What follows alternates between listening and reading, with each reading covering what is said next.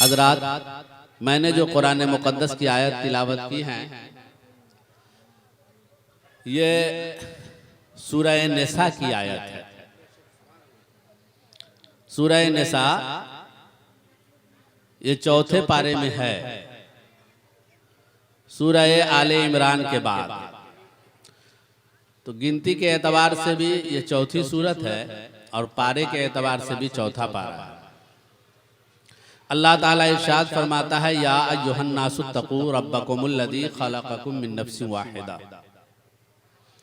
सवाल ये है कि इस आयत की तिलावत आम तौर पे कहाँ की जाती है और कब की जाती है। आप लोगों को तो मालूम होगा, क्योंकि जलसा में भी शिरकत करते हैं, शादी ब्याह के मौके पर भी शिरकत होती ही रहती है। हमारी आबादी में ऐसी शादियां तो बहुत कम होती हैं कि जिनमें 2, 4, 10 लोग जाएं और निकाह करके ले आएं और आपको मौका न मिले। ऐसा तो बहुत कम होता है।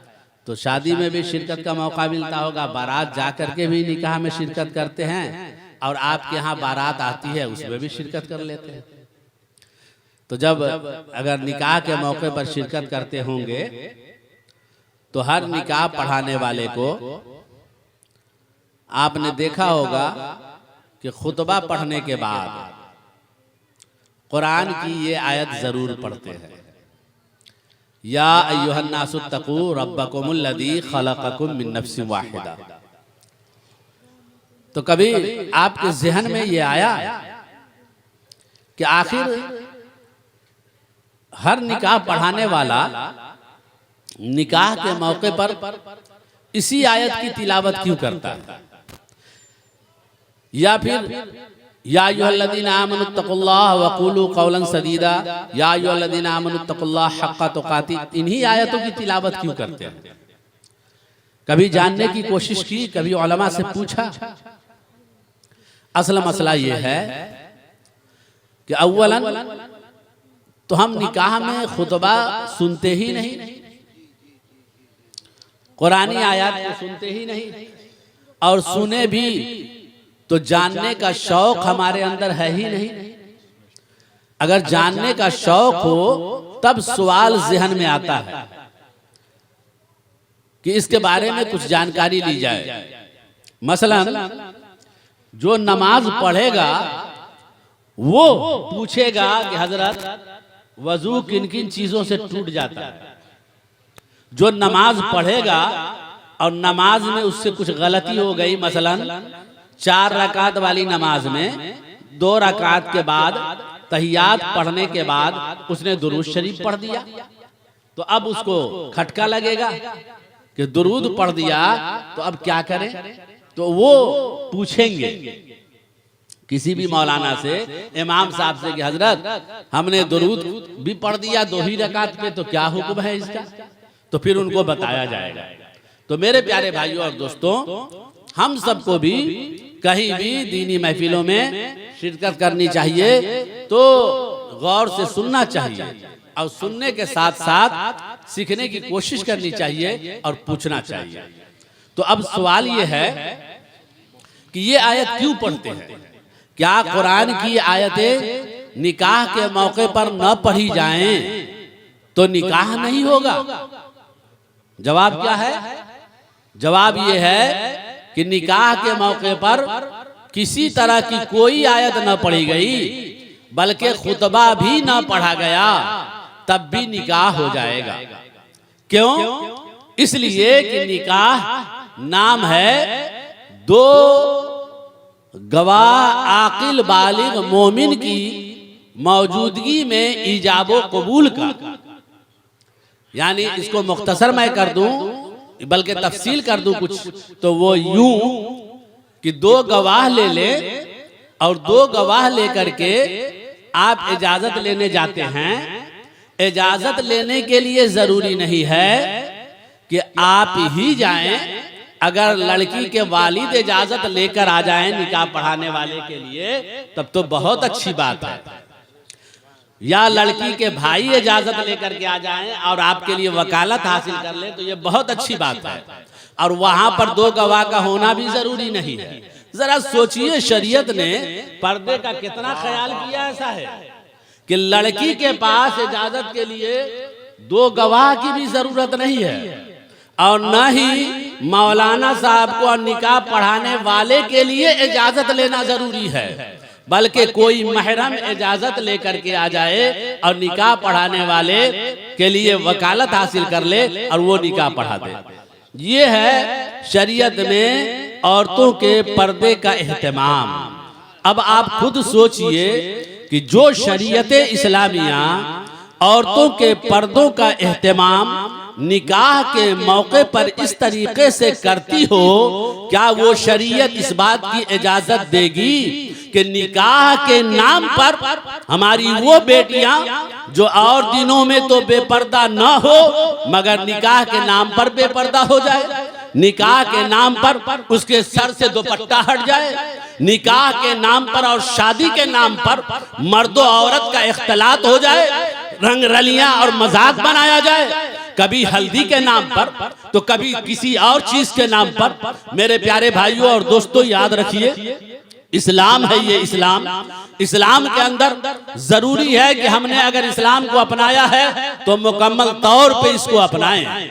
अल्लाह फरमाता है, या अय्युहल्लज़ीना आमनु उदखुलू फिस्सिल्म काफ़ा, ऐ ईमान वालो इस्लाम में पूरे पूरे तौर पे दाखिल हो जाओ। ये तो नहीं हो सकता है कि तुम खुशी के नाम पर वो काम करो जिससे अल्लाह नाराज हो। इसकी इजाजत हरगिज नहीं दी जा सकती है, खा मालदार हो या गरीब, खा मौलाना हो या गैर मौलाना, आम आदमी हो या खास, कि खुशी के मौके पर आपको इजाजत दे दी जाए कि आप शरीयत के खिलाफ करें, गुनाह के बाजार को गर्म करें, इसकी इजाजत शरीयत में हरगिज नहीं है।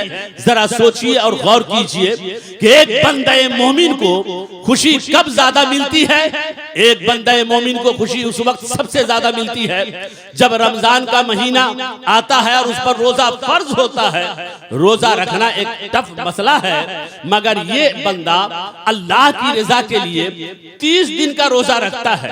शैतान बहकाता है लेकिन ये शैतान के बहकावे में नहीं आता है, अपने नफ्स पर कंट्रोल करता है और अपने नफ्स पर कंट्रोल करते हुए ये 30 दिन जब रोजा रख के अल्लाह के हुक्म की तामील करता है तो इसको एक अंदर से खुशी महसूस होती है।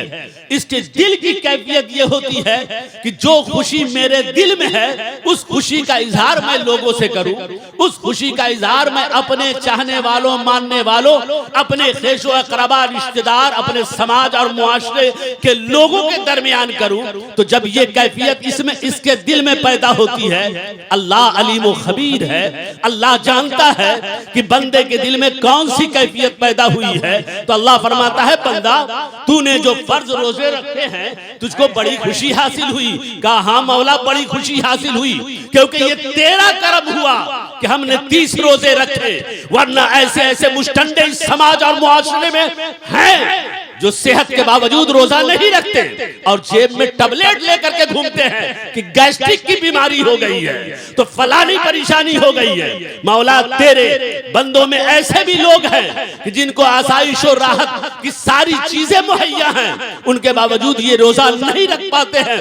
जो रोजा एक बड़ी इबादत है, तेरी रजा का जरिया है, जन्नत में जाने का जरिया है, मगर मौला अगर हमने रोजा रखा है तो ये मेरे अपने बाजू का कमाल नहीं है, ये मेरे अपने जिस्मानी कुव्वत का कमाल नहीं है, ये तेरा फजल है कि तूने अपने बंदे को रोजा रखने का मौका दिया और तौफीक अता फरमाई। और तेरे फजल से हमने 30 रोजे रखे हैं जिस पर वाकई दिल बहुत खुश है। तो अल्लाह फरमाता है, बंदा जा खुशी मना ले, खुशी मना ले, अभी तो तेरा अकेला दिल खुश है, जा सबके साथ मिलकर के खुशियां मना। मौला कैसे खुशी मनाऊं, ये इस्लामी नुक्ते नजर है, इसको याद रखिएगा। उसके अलावा जो भी ढकोसले होते हैं, इन ढकोसलों के लिए जितने हीले किए जाते हैं ये सब हीले बेकार हैं।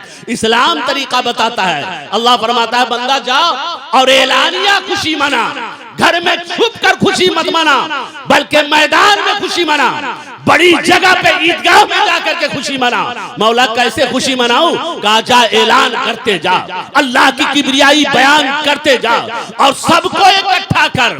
जब सब इकट्ठा हो जाए तो हर एक को खुशी में शरीक कर, और वो यूं खुशी में शरीक कर कि तू भी अल्लाह की बारगाह में सजदा रेज हो जाए, और तेरे साथ जो खुशी मनाए वो भी अल्लाह की बारगाह में सजदा रेज हो जाए, और दोगाना नमाज ईद की नमाज की सूरत में तू अदा कर लिया। मेरे प्यारे पता क्या चला कि हमारे शरीयत के अंदर खुशी मनाने का अंदाज ये है कि जब भी कोई खुशी का मौका आए तो इबादतों में इजाफा कर दो, नेकियों में इजाफा कर दो।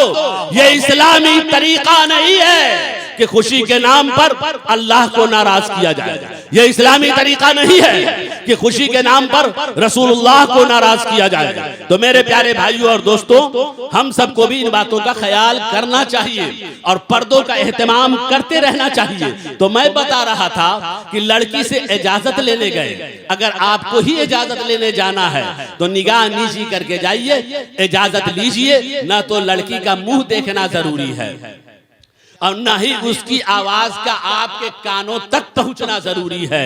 अगर आवाज पहुंच गई ठीक है, वरना खामोश रह गई तो निकाह के बाब में उसका खामोश रहना ही रजामंदी है। तो अब कुछ लोग ये करते हैं कि इजाजत लेने गए तो वीडियोग्राफर को लेकर के जाते हैं, वहां लड़की साइन करेगी, कलम रखिएगा, ठीक से मुंह ऊपर कीजिएगा।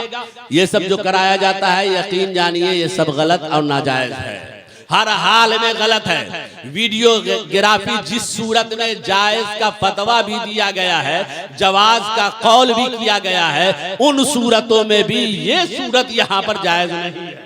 इसलिए हम अपनी बेटियों को, जिसको हमने बापर्दा रख करके परवरिश की थी, बापर्दा रख करके तरबियत की थी, आज निकाह के मौके पर हम उसको बेपर्दा नहीं होने देंगे। लिहाजा इजाजत भी लेने जाएं तो उस वक्त में वीडियोग्राफर वगैरह को न ले जाया करें। मेरे प्यारे, ये बहुत बड़ी बेहुरमती होती है। बहरहाल तो इजाजत लेने गए और लड़की से कहा कि क्या तुमने मुझको इस बात की इजाजत दी कि मैं तुम्हारा निकाह अजीजम मोहम्मद साजिद सल्लल्लाहु से 5,000 7,000 रुपए या 21,000 रुपए महर के एवज कर दूं?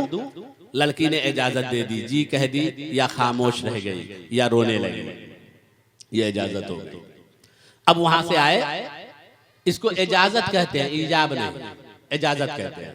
हमने बता दिया कि इजाजत कोई भी ले सकता है, यानी महरम में से भी कोई लेकर के आ जाए। अब यहाँ जो मजलिस में आए, अब मजलिस में होना है ईजाब कबूल, मजलिस में होना है ईजाब कबूल।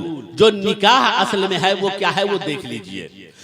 तो अब निकाह के मौके पर मौलाना साहब ने इतना कहा कि मैंने अपनी मुवक्किला अजीजा सलमा खातून को तुम्हारी ज़ौजियत में 21,000 रुपए महर के एवज दिया, क्या तुमने कबूल किया? जुमला देख रहे हैं, इसको कहते हैं ईजाब। लड़के ने कहा मैंने कबूल किया, इसको कहते हैं कबूल। जब इतना हो गया तो निकाह हो गया। जब इतना हो गया तो 2 बार या 3 बार जो कहा जाता है ये बतौर ताकीद है। ऐसा नहीं है कि 2 मरतबा अगर न कहा जाए, 3 मरतबा न कहलवाया जाए तो निकाह नहीं होगा, बल्कि 1 मरतबा ही अगर लड़के ने कबूल कर लिया तो निकाह हो गया। समझ गए? ये ईजाब कबूल जो हुआ, निकाह हो गया। अब आपके ज़हन में एक सवाल ये पैदा होगा कि हजरत वाला आपने कहा था कि 2 गवाहों की मौजूदगी में जो आकिल व बालिग हो, ईजाब कबूल का नाम निकाह है, और आपने गवाह का नाम लिया ही नहीं। तो जनाबे वाला, गवाह किसको कहते हैं? जिनका नाम लिया जाए या जिनका नाम लिखा जाए। गवाह वो नहीं होते जिनका नाम रजिस्टर में लिखा जाता है, गवाह वो नहीं होते जिनका नाम लिया जाता है, बल्कि गवाह वो होते हैं जो मामले के वक्त में मौजूद हो। लिहाजा अगर कोई निकाह पढ़ाने वाला गवाह का नाम न ले, मगर ऐसी मजलिस में 2 आकिल व बालिग मोमिन मौजूद हो, तो ये गवाह हो गए और निकाह सही हो गया। गवाह हो गए और निकाह सही हो गया। अब यहाँ पर ये जुमला मैं इसलिए बोलता हूँ क्योंकि हम लोग समाज में रहने वाले आदमी हैं, आवाम के दरमियान रहने वाले हैं। तो कभी कभी मसला ऐसा दरपेश होता है कि गवाह का नाम लेने में मौलाना साहब से गलती हो जाती है। लिखा हुआ गलत रहता है वही बोल देते हैं, या कभी जो है लिखने वाले भी कई तरह के होते हैं, तो लिख दिए, अब वो बोल दिया, निकाह पढ़ हो गया, उसमें से एक काजी साहब उठे खाना उना खा के खिलाल करते हुए, कहा निकाह तक गया, निकाह तो हुआ ही नहीं, का है, कहा गवाह जरूरी है निकाह में, आज तक गवाहे का नाम गलत लिए, फितना फैला दिया। अगर मौलाना कहे कि नहीं भाई निकाह हो गया, कहा ये तो सपोर्ट कर रहे हैं मौलाना का, क्या ये मौलाना का सपोर्ट कर रहे हैं कि गलती कर दिया, तो देखिए इनको तो कम से कम कहना चाहिए था कि हाँ मौलाना गलत हो गया, तो ये भी साथ दे रहे हैं। तो इसलिए बताना जरूरी है कि अगर नाम लेने में गलती हो जाए तो ऐसा नहीं कि गवाह गलत हो जाता है, गवाह तो ये लोग जो मौजूद हैं वो सब के सब गवाह हैं। रजिस्टर में गवाह का नाम इसलिए लिख दिया जाता है कि मौजूदीन में से ही लिखा जाता है कि जरूरत के वक्त कभी तलाशना पड़े तो ये दो को तलाश करके उनको उनकी मदद ली जा सके और उनसे काम लिया जा सके, इसलिए रजिस्टर में लिखा जाता है, या इसलिए जिक्र कर दिया जाता है ताकि कुछ लोगों के जहन में रहे और कल तलाशा जाए तो मिल जाए। बहरहाल तो मेरे प्यारे भाइयों और दोस्तों, बात समझ में आ गई आप लोगों को कि इजाबो कबूल हो गया दो गवाहों की मौजूदगी में, तो निकाह हो गया, इसी का नाम निकाह। बोलिए कै रुपया खर्च है, कै पैसा खर्च है, नहीं बोलिएगा।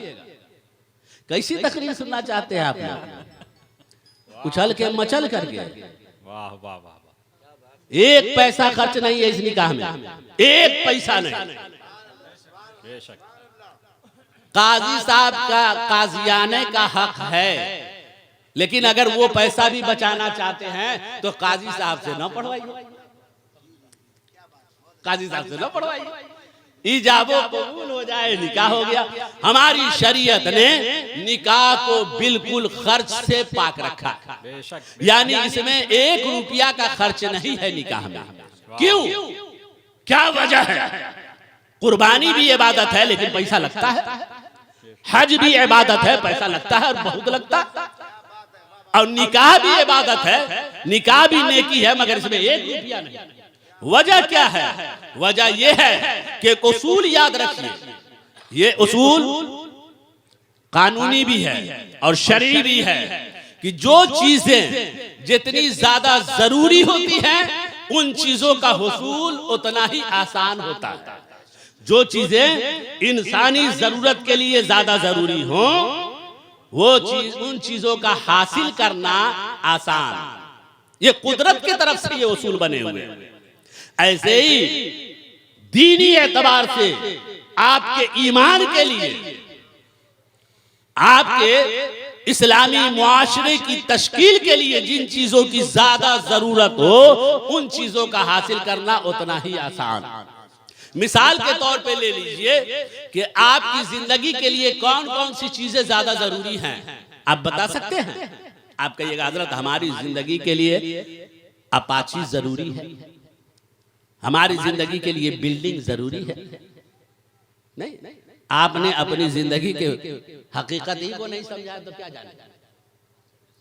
हर इंसान की जिंदगी के लिए ये तीन चीजें जरूरी है। क्या क्या है भैया? हवा, पानी, खाना, ग़िज़ा, है नहीं? बगैर कपड़ा के जिंदा रह लीजिएगा, बगैर घर के जिंदा रह लीजिएगा, लेकिन बगैर हवा के, बगैर ऑक्सीजन के जिंदा रह लेंगे? बगैर पानी के जिंदा रह लेंगे? बगैर ग़िज़ा के, खाना के जिंदा रह लीजिएगा? नहीं। लेकिन हाँ ये हो सकता है कि खाने के बगैर आप 3 महीना रह लीजिए, 4 महीना रह लीजिए, पानी पी पी करके रह लीजिए, लेकिन 5-6 महीना से ज्यादा बहुत मुश्किल। मगर पानी के बगैर कितना दिन? बोलिए 10 रोज, बहुत मुश्किल से 10 रोज, 15 रोज, उससे ज्यादा बहुत मुश्किल। और हवा के बगैर, ऑक्सीजन के बगैर 5 मिनट भी नहीं। बोलिए 5 मिनट भी नहीं। अब अल्लाह ताला ने इसके हासिल होने को कितना आसान बनाया है, जरा गौर कीजिए। ग़िज़ा आपके लिए जरूरी है मगर इतना ज्यादा नहीं कि आप इसके बगैर चंद मिनट या चंद महीने नहीं रह सकते। इसलिए अल्लाह ने कहा बंदे ग़िज़ा तुम्हें पहुंचाई जाएंगी, मगर प्रोसेस है उसका कि उसके लिए तुम्हें खेती को हमवार करना होगा, बीज डालनी होगी, गल्ला तैयार करना होगा। उसके बाद अब कभी आटा पिसाकर रोटी की शक्ल में खाओ, कभी चावल बना करके भात की शक्ल में खाओ, कभी दाल उगा करके दाल की शक्ल में खाओ। इसलिए कि तुम्हारे लिए ये जरूरी है, मगर बहुत ज्यादा जरूरी नहीं है। यानी इसके बगैर भी कुछ दिन रह सकते हो, कुछ महीने रह सकते हो। तो इसके हासिल करने को भी अल्लाह ने उसी तरीके से बनाया कि आदमी एक दाना डालता है और 100 दाने उसके साथ आते हैं। 1 बीघा में खेती कर लिया, साल भर खाता रहा। जरा सोचिए, लेकिन इस खाने से ज्यादा पानी की जरूरत है। अगर पानी का हासिल करना भी आपके लिए उसी ग़िज़ा की तरह बना दी जाए, यानी खाना की तरह, कि पानी भी हासिल करने के लिए तुम्हें ये 4 महीने का प्रोसेस होगा, तो बताइए कितने लोग जिंदा रह पाएंगे। इसलिए अल्लाह ने पानी को और आसान कर दिया कि कहीं पर भी 20 फीट खोद दो, 20 नहीं तो 30 खोद दो, 30 नहीं तो 40 फीट खोदने में कितना वक्त लगेगा? आज सुबह से खोदना शुरू करो, शाम तक नहीं तो कल सुबह तक, कल सुबह नहीं तो कल शाम तक। इतने के बगैर तुम जिंदा रह सकते हो। इसलिए 24 घंटे में पानी तुमको हासिल हो जाएगा। और पानी को अल्लाह ने कितना आसान कर दिया कि एक जगह कुआं खोद दो, पूरी आबादी पी रही है, पानी घट नहीं रहा है, रोज पियो, रोज पानी निकलता रहेगा। ये आसानियां अल्लाह ने क्यों की? इसलिए कि अगर पानी को दुश्वार कर दिया जाता तो इंसान का जीना मुश्किल हो जाता। तो अल्लाह ने पानी को आसान कर दिया। मगर चूंकि इसके बगैर भी 10 रोज 15 रोज जिंदा रहा जा सकता था, तो कम से कम ये प्रोसेस रहा कि खोदना होगा, पाइप डालना होगा। मगर ऑक्सीजन साहब, ऑक्सीजन की कितनी जरूरत है इंसान को हर वक्त ऑक्सीजन की जरूरत है। अगर शीशा बंद कर दिया जाए, पैक कर दिया जाए कि कहीं से किसी तरीके से ऑक्सीजन ना आए, ये खुदा की कुदरत है कि जगह खाली कभी नहीं होती। ये फलसफा में पढ़ाया जाता है कि खला मुहाल है, यानी कोई भी जगह अगर खाली है तो कुछ ना हो तो हवा होगी। ये खुदा की कुदरत है कि हवा हर जगह पहुंचती है। अगर इस हवा का हासिल करना ग़िज़ा की तरह बना दिया जाए, पानी की तरह बना दिया जाए, तो जो इंसान 5 मिनट ऑक्सीजन के बगैर नहीं रह सकता। नहीं देखे थे कोरोना में क्या हो रहा था? कोरोना याद है तो क्यों हो रहा था? क्योंकि ऑक्सीजन के बगैर इंसान नहीं रह सकता है। तो अब अल्लाह ताला ने इसको कितना आसान कर दिया। कहा बंदा, इसको हासिल करने के लिए तुम्हें कुछ करने की जरूरत नहीं है। तुम घर में जाओगे, ऑक्सीजन घर में पहुंचेगा। तुम बाहर रहोगे, ऑक्सीजन बाहर पहुंचेगा। यानी तुम जहां जहां रहोगे, तुम्हारी नाक तक ऑक्सीजन पहुंचा दिया जाएगा। बंदा जहां जा रहा है, ऑक्सीजन उसके साथ होता है। इसको हासिल करने के लिए इसको कुछ करना नहीं पड़ता। मेरे प्यारे, आखिर ऐसा क्यों किया गया? वो इसीलिए कि अगर ऑक्सीजन को दुश्वार कर दिया जाता इंसान के लिए, तो इंसान की जिंदगी तबाही में पड़ जाती, इंसान की जिंदगी बर्बाद हो जाती, समाज खत्म हो जाता, आबादी खत्म हो जाती, आबादी बर्बाद हो जाती। इसलिए अल्लाह ने हवा को आसान कर दिया, पानी को आसान कर दिया। समझिए इस्लामी मुआशरे के लिए, बल्कि अच्छे समाज के लिए, अच्छे मुआशरे के लिए निकाह बहुत ज्यादा जरूरी है। क्योंकि निकाह अगर ना हो तो समाज में आबादी तो हो सकती है, लेकिन उस आबादी के सर पर बाप का हाथ रखने वाला नहीं मिलेगा। अगर निकाह ना हो, आबादी बढ़ेगी, अब्बा हुजूर का पता नहीं लगेगा। एक अच्छे समाज के लिए निकाह बहुत ज्यादा जरूरी है। ज़िना और रेप से लोगों को, लड़कियों को बचाना है तो निकाह बहुत ज्यादा जरूरी है। इंसान को कमाल तक पहुंचाना है तो निकाह बहुत ज्यादा जरूरी है।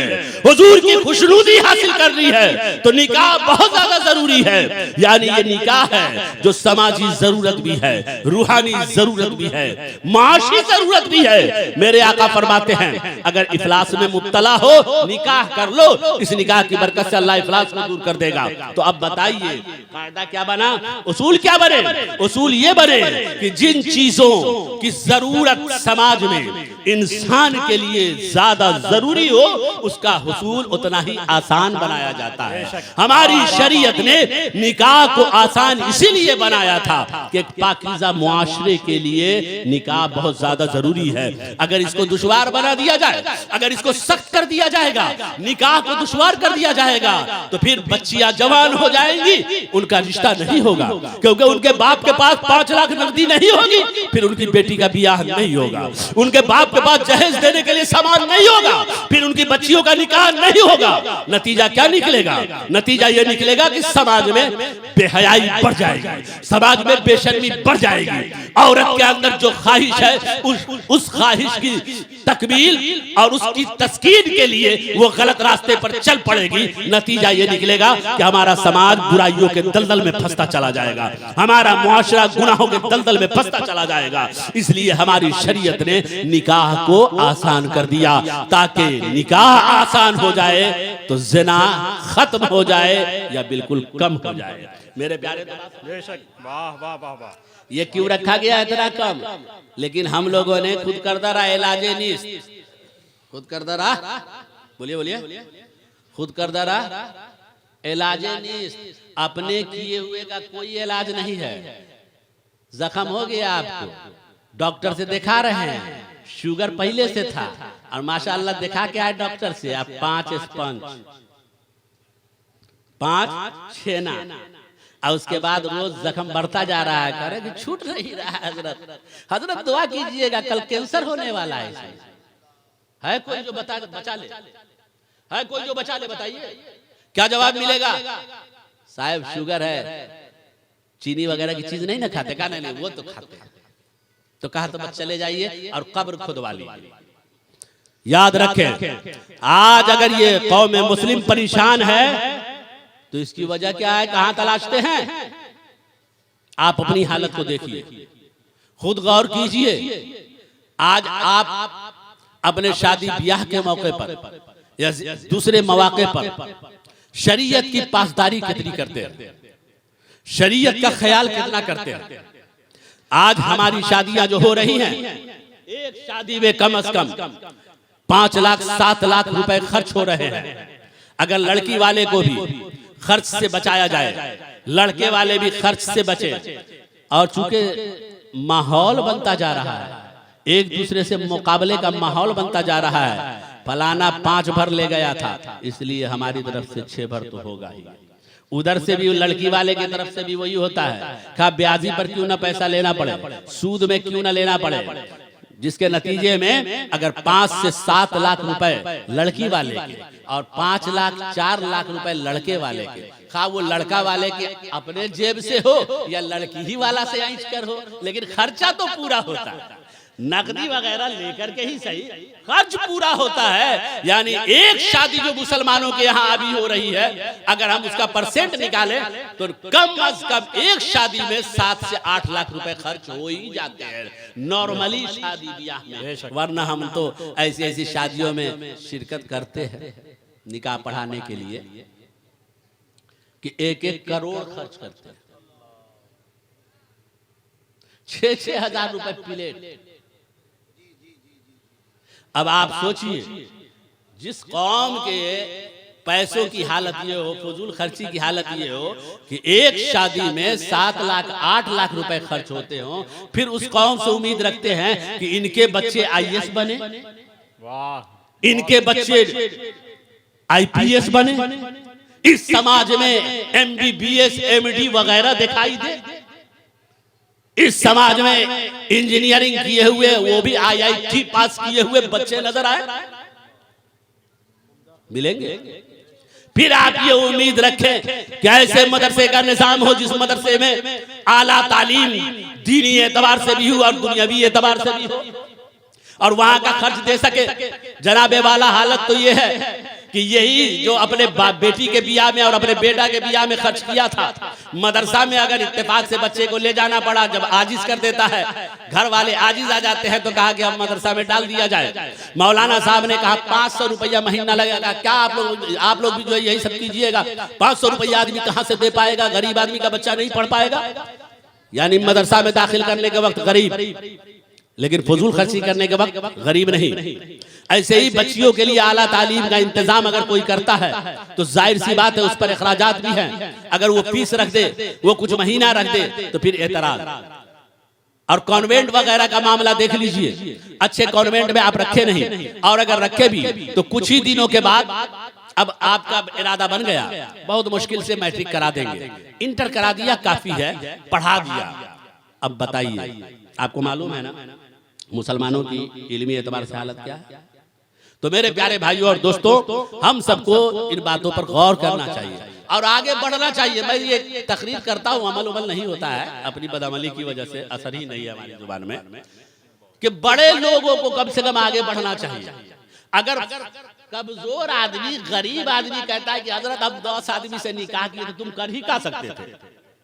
अरे यार, तुम्हारे पास तो हैसियत ही नहीं थी कि 5 फॉर्च्यूनर ले जाते, 10 फॉर्च्यूनर ले जाते, पैसे नहीं थे। तो ये कमाल नहीं कि कोई गरीब आदमी कहता है कि हम तक कम खर्च में शादी कर लिए, ये तुम्हारे साथ मजबूरी थी, रज़ाए इलाही के लिए नहीं। तो कमाल ये है कि जिसके पास हर तरह की हैसियत हो वो खर्च कर सकता है जितना चाहे, अल्लाह ने उसको दिया है। उसके बावजूद अपनी कौम के लिए कि अगर मैं आगे बढ़ता हूँ, अल्लाह ने जिनको दिया है वो अगर आगे बढ़ करके शादी ब्याह को इस्लामी तरीके से करे और कम खर्च में करे, तो हमें उम्मीद है कि इनको देख करके दूसरे लोग भी हौसला करने लगे।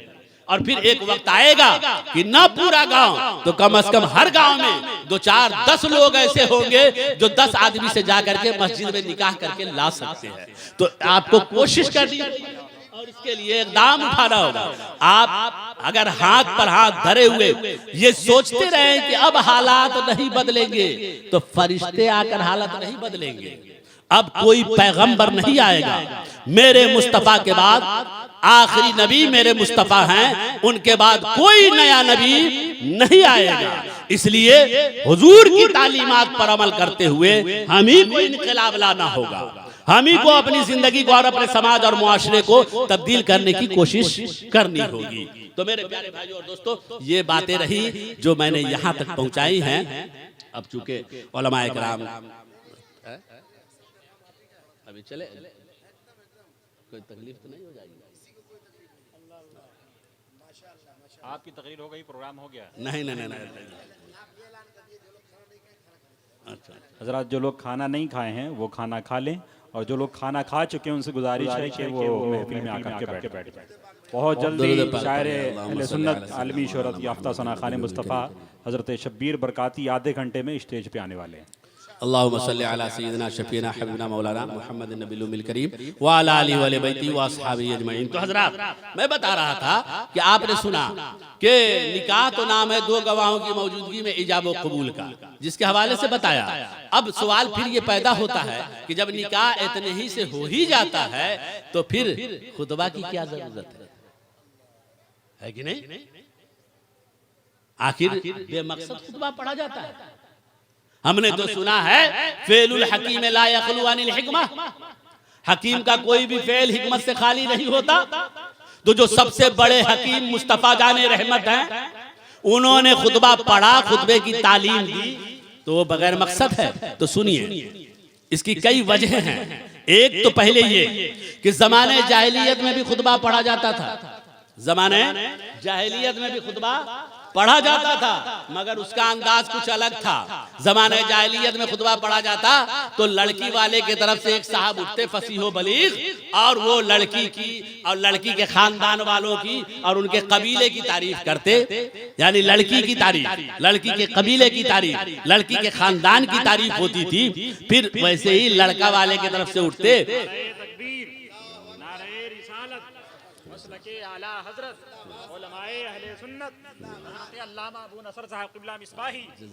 माशाअल्लाह, आपकी तकरीर हो गई, प्रोग्राम मुकम्मल हो गया। तो हजरात, ये इन हजरात की मोहब्बत है। मैं निहायत ही हकीर और कम इल्म आदमी, मौलाना नदीमुज़्ज़मा मिसबाही बैठे हुए हैं, ये हमारे सीनियर हैं और हमसे बहुत ज़्यादा जानकार है अल्हम्दुलिल्लाह।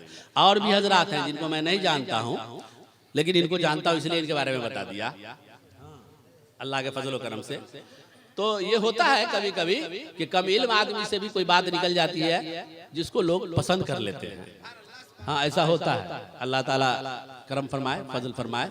तो मैं बता रहा था आपको कि खुतबा, तो खुतबे में पहले जमाने जाहिलियत में होता था कि लड़की की तरफ से एक उठता फसीहो बलीग आदमी, और वो लड़की की तारीफ, उनके कबीले, उनके खानदान की तारीफ, उनके माँ बाप की तारीफ करते। ऐसे ही फिर लड़के वाले की तरफ से उठते, उनकी तारीफ, उनके कबीले की तारीफ, उनके खानदान की तारीफ करते। मुस्तफा जाने रहमत सल्लल्लाहु ताला अलैहि वसल्लम तशरीफ लाए, कहा अब ये निजाम नहीं चलेगा, अब ये तरीका नहीं चलेगा कि लड़की की तारीफ हो, उनके कबीले की तारीफ हो, उनके खानदान की तारीफ हो, लड़का की तारीफ हो, उनके कबीले और उनके खानदान की तारीफ हो। तारीफ उस जात की होगी जिस जात ने आज इस लड़की को दुल्हन बनने का मौका नसीब फरमाया है। तारीफ उस जात की होगी जिस जात ने लड़की के माँ बाप को इस जिम्मेदारियों से सुपुर्दोश होने का मौका अता फरमाया है। तारीफ उस जात की होगी जिस जात ने तुम्हें आज लड़के का बाप बनने का मौका नसीब फरमाया है। इसलिए न लड़की की तारीफ होगी, न लड़की के माँ बाप की तारीफ होगी, न तो कबीले वाले की तारीफ होगी, न तो लड़का की तारीफ होगी, न लड़का के खानदान और कबीले की तारीफ होगी। तारीफ उस जात की होगी जिस जात ने कायनात को बनाया है, जिस जात ने लड़का को भी और लड़के के माँ बाप को भी पैदा फरमाया है। तो मेरे प्यारे, एक तो यहाँ ये खुतबा का मकसद समझ में आ गया। अगर ये खुतबा का मकसद हम समझ लेते तो फिर स्टेज पर लड़का और लड़का के रिश्तेदार जो है नाक टेढ़ी करते, पोज में रहते, ये ऐसे जेब में हाथ रख करके स्टाइल में एक पाव पे टेढ़ा लेंगड़ा नहीं रहता है, और शादी के दिन लेंगड़ा बनता है ये घमंड। और ये टेबल के पास घूमता रहेगा, लड़का के बहनों जबरदस्ती में, लड़का के फुफ्फा जबरदस्ती में, वाह वाह वाह वाह, जगह खाली है और खड़ा है इसे करके। उसके बाद कुछ देर के बाद कहा कि हम चलते हैं। कहा अरे का फुफ्फा का हुआ? अरे लोशे भाई आपको क्या हुआ, आप काहे छितरा रहे हैं? कहा कोई इज्जत नहीं है, कोई इंतजाम नहीं है, हम खड़े हैं, कोई पूछ नहीं रहा है। ये हाल टेबल पे घूम घूम के, हाँ कोई चीज की कमी, लड़का के वाले पूरा टेंशन लिए हुए हैं, जिनको लेकर के आए थे भाड़ा पे, उन लोगों के लिए कोई चीज की कमी तो नहीं हो रही। ऑर्डर दे रहा है, ओ फलाने यहाँ चाप, यहाँ फलाना। ऐसा लगता है कि ये ऑर्डर दे करके पहले से खर्चा वगैरह करके बनवाए हुए। जरा सोचिए साहब, अब थोड़ी सी कमी हुई, लड़की वाला कोई भी हो अपनी ताकत भर मेहमानों की ज़ियाफत की कोशिश करता है, ये याद रखिएगा। कोई भी हो, गरीब हो अमीर हो, कोई भी हो। इसलिए आप मेहमान बन के गए हैं, आपको हरगिज हरगिज हक नहीं है क्या आप उनके खाने पर एतराज करें। वाह वाह वाह, हरगिज हरगिज हक नहीं है। तो अगर आप खाना तलाशने जाते हैं तो आप जाया मत कीजिए साहब, और वहां इस चीज को मत देखिए। हमारी इज्जत नहीं, हमको पूछा नहीं गया, खुतबा सुन लिए होते तो सर झुका लिए होते शुक्र में कि मौला ये तेरा करम है कि आज तूने हमें नौशा का बाप बना दिया है, आज हमें नौशा का बाप बना दिया है। वरना इसी रुए जमीन पर ऐसे लोग हैं कि जिनको बेटा बेटी में से कुछ नहीं मिला है। कुछ ऐसे भी लोग हैं जिनको बेटियां मिली, बेटा नहीं मिला है। कुछ ऐसे लोग भी हैं जिनको अल्लाह ने बेटा दिया लेकिन नौशा बनने से पहले ही उठा लिया है। मौला ये तेरा कितना बड़ा करम है, ये तेरा कितना बड़ा एहसान है कि तूने हमें औलाद भी दिया और आज इस काबिल बनाया कि आज मैं अपने बेटा को नौशा बनता हुआ देख रहा हूँ। तो यहाँ तो सजदे शुक्र अदा करता या घमंड में टेढ़ा होकर के चलता। तो अगर ये सिर्फ खुतबा सुन लेना साहब, अगर सब खत्म हो जाए कि हम लड़का के अब्बा हैं, हम लड़का के फुप्पा हैं और हम लड़का के मामू और बहनोई हैं, ऐसे ही लड़की वाले भी कहीं कम नहीं होते हैं। वो पकड़ पकड़ के आपसे पूछेंगे कैसा रहा। वो मकसद ये नहीं है कि आप से वो इजहार हमदर्दी करते हो या ज़ियाफत का फरीजा अंजाम दे रहे, नहीं नहीं, वो सुनना चाहते हैं कि ये कहना ना माशाल्लाह बहुत अच्छा बहुत अच्छा। इसके लिए कुछ पकड़ पकड़ के, हाँ तो कैसा रहा इंतजाम, माकूती आप खाए, राबड़ी तो आपने खाया होगा, और वो शेक पिया था कि नहीं पिया था, यानी बताना चाह रहे हैं कि क्या क्या हम इंतजाम किए। चौपटवा वाह वाह, ये है वो लोग। ऐ काश खुतबा सुन लिए होते साहब, तो घमंड निकल जाता। और खुतबा के अल्फाज सुनिए, अभी तो खुतबा की वजह बताई मैंने खुतबा के अल्फाज सुनिए, शुरुआत कहां से है? का अल्हम्दुलिल्लाह। क्या है? अल्हम्दुलिल्लाह, तमाम तारीफें अल्लाह के लिए, तमाम तारीफें अल्लाह के लिए। अगर इतना कह दिया तो फिर अब कुछ रहा हमारे लिए? अब ये कौन शान, ये कौन ख्याल, कौन सा गुमान? मैं मौलाना हूं, मैं आलिम हूं, मैं काजी हूं, आज मेरी शान बहुत अलग है। मुझको पूछा नहीं गया, बैठाया नहीं गया, खैरियत नहीं ली गई। समझ रहे हैं? यानी हमारे लिए भी सबक है। अगर अल्लामा हो गए तो अपने कमाल से हुए, मौलाना हो गए तो अपने कमाल से हुए। कितने तो मदरसा में जा करके आए तो आवाम से भी बदतर होकर आए। अगर आप कुछ हो गए तो अपनी वजह से हुए, और उसके अलावा आपसे बहुत ज्यादा जानकार, हमारे से बहुत ज्यादा जानकार लोग हैं, लेकिन उनको कुत्ता भी नहीं पूछता है, कुत्ता भी नहीं पूछता है। तो अगर इल्म की बुनियाद पर पूछा जाता तो फिर उनको भी पूछा जाता, आपसे ज्यादा है उनके पास।